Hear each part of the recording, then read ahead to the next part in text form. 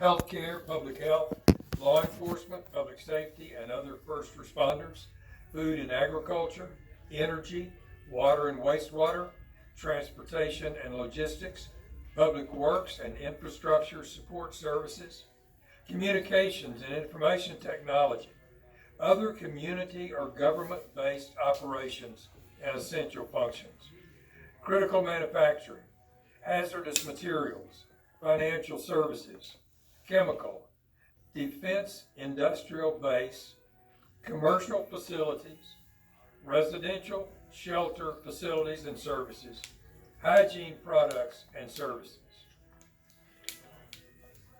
For a more detailed description of these industries and services, please go to the website of the Texas Division of Emergency Management, which we have linked from the city's website.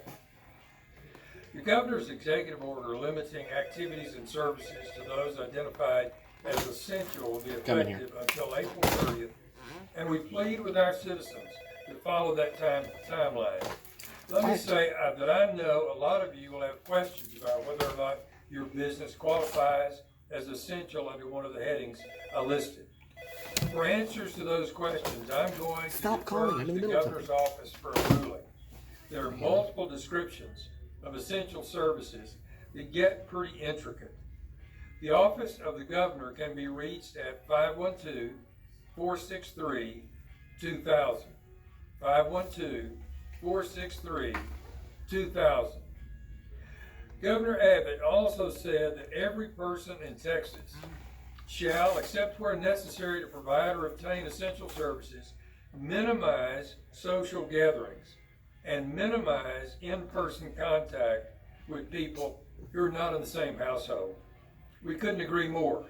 This virus likes crowds, and so stay away from them. Do your part to stay apart, and remember to wash your hands and stay 6 feet or more from others. There are a lot of questions about what can be done under the governor's order. Let me define those activities that are allowed.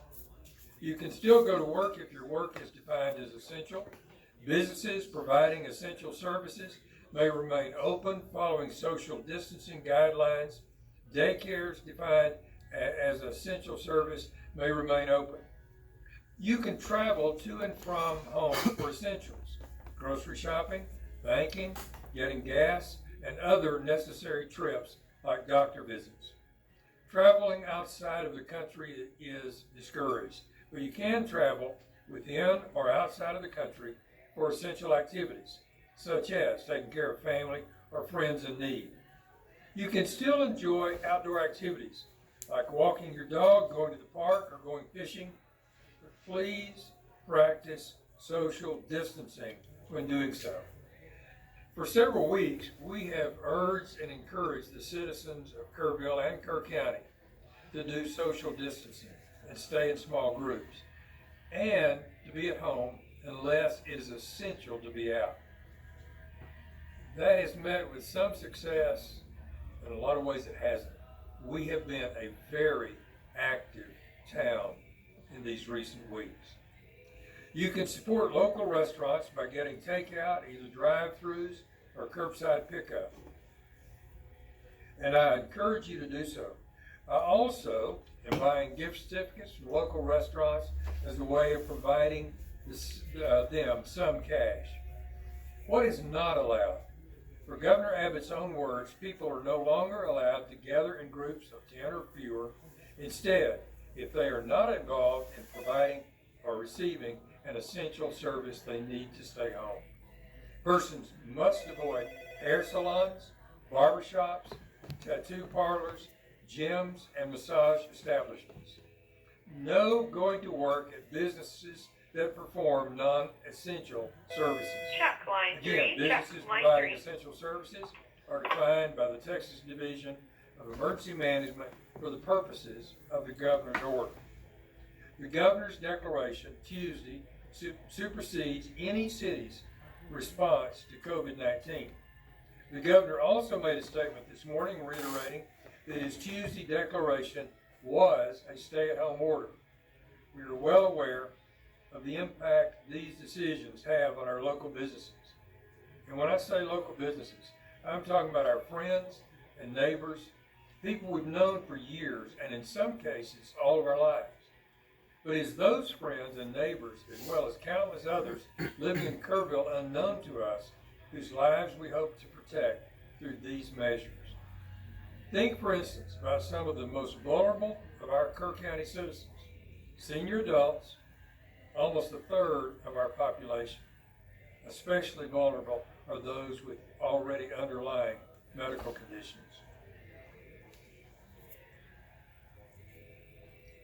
If communities will do this, there's no magic bullet, there's no magic vaccine or therapy, it's just behaviors.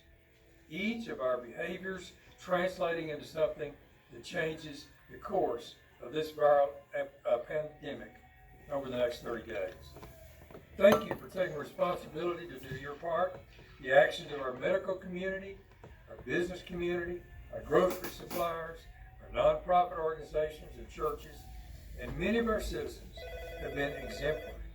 And so we thank you. At this time, I'm going to ask share some words with us.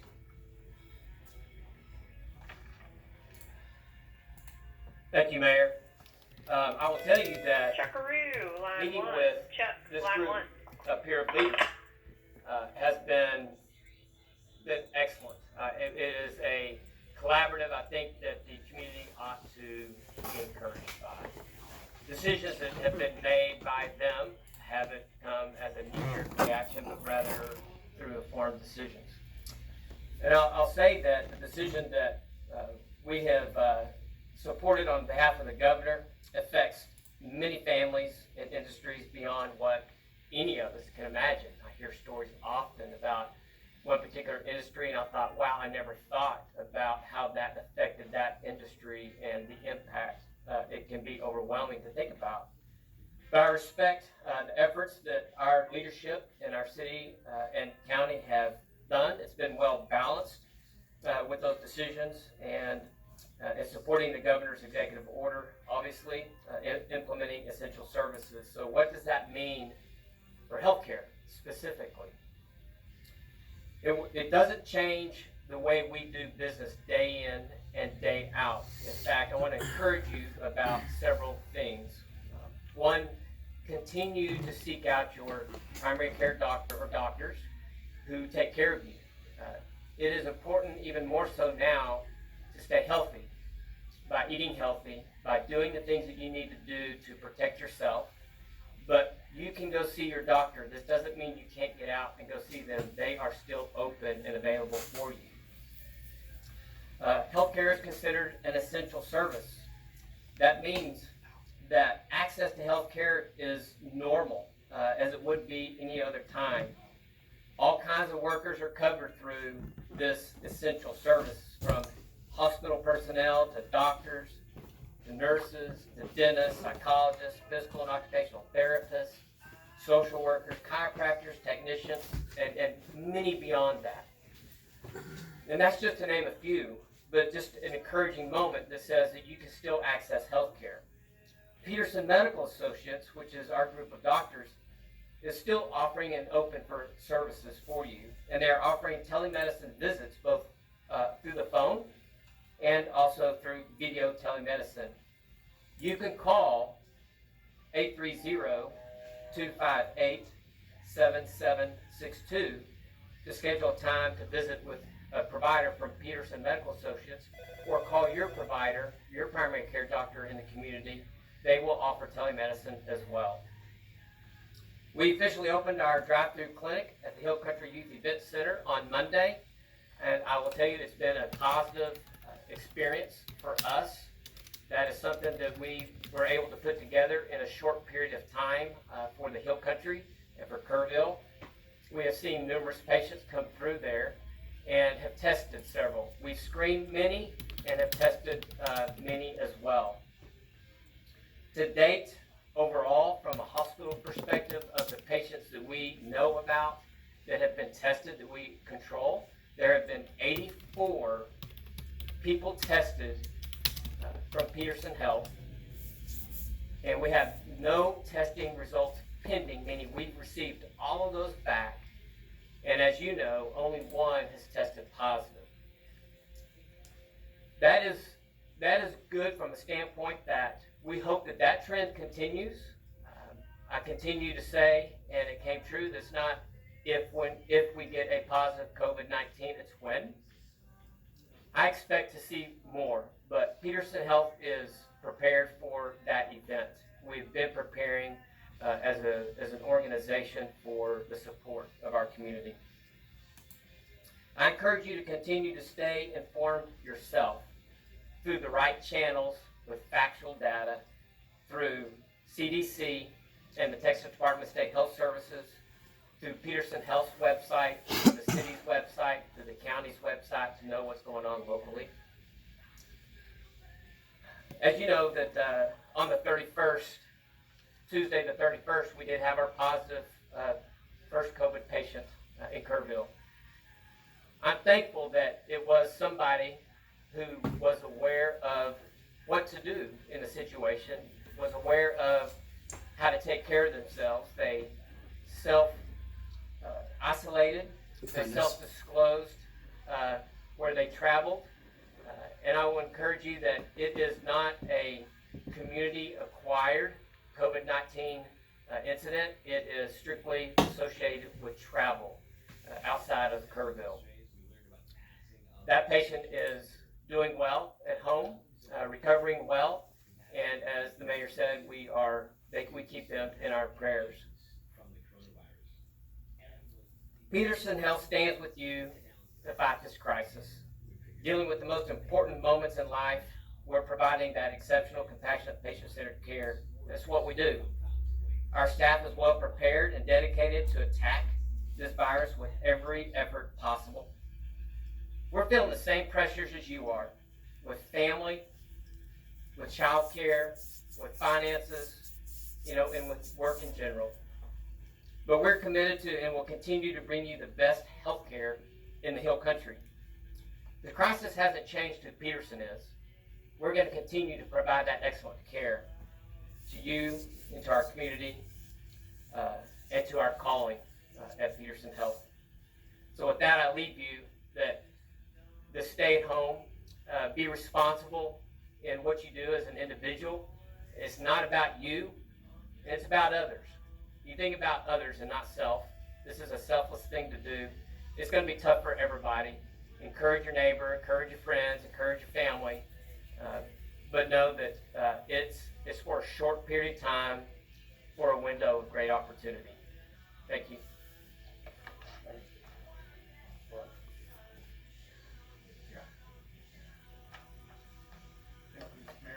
A couple of updates for Kerrville Independent School District. As you know, we remain closed. We issued that closure during spring break, and we cannot commit to a time when we will be able to reopen, so we will say we are closed indefinitely. We've transitioned this week to virtual KISD. After that week of parent resources we called Learning from Home, we're now formally in virtual KISD. That transition is not without its troubles and stumbles and a few kinks we've discovered along the way. We're grateful to our parents and our students who are calling our campuses and asking for tech support and for guidance. We're being very responsive as a school district and as campuses to quickly return those phone calls and provide information so that we can continue to engage our students actively and continue the learning process. I will tell the community that we're going to add a technology help. It's not really a line, it's a help desk, which will be an email and a form on our website that will start next week. And so for our students and parents that have need tech support, they can put that form in online. It'll be routed to campuses, and a campus guru will give you a call back with some support in 24 hours or less. So we're excited to get that going. Our Grab and Go community meals program, last we reported we had over 4,500 meals served. By the end of last week, it was more than 6,000, and to date we're above 11,000 meals.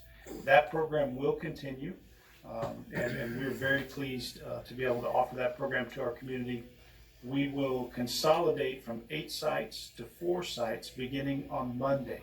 So Tally, Nimitz, Daniels Elementaries, and our Early Childhood Center, all in geographic strategic parts of town, will offer those meal programs continuing 7 to 9 and 9 to 11. And it'll be only those 4 sites effective Monday, April 6th. But please know, if you have a child 0 to 18, whether you're a KISD student or not, and whether or not the student is with you, our families in this community can go to any one of those sites and pick up meals. If you come between the 7 to 9 hour, you can pick up both breakfast and lunch for your convenience. And if you come at lunchtime, you can pick up a lunchtime meal. So please continue to access that important resource. And finally, we will just close by saying it's our goal as a school district to continue the learning process in an authentic way with our students. And we ask for grace and patience as we make a really challenging transition to online virtual learning. There is no substitute for that in-classroom, face-to-face relationship between students and teachers. But we know we can work together with our parents and our students, and that our teachers and all of our staff are supporting this transition in a way that it can be meaningful for our kids and our community. So thank you for the support and for your patience with KISD.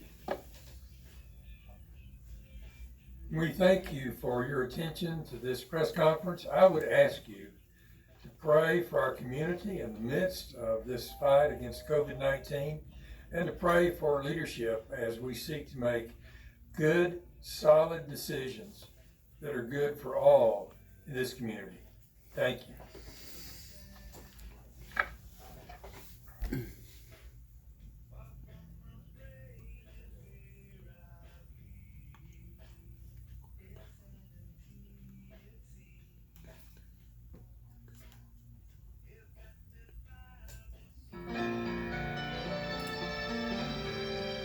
There you go.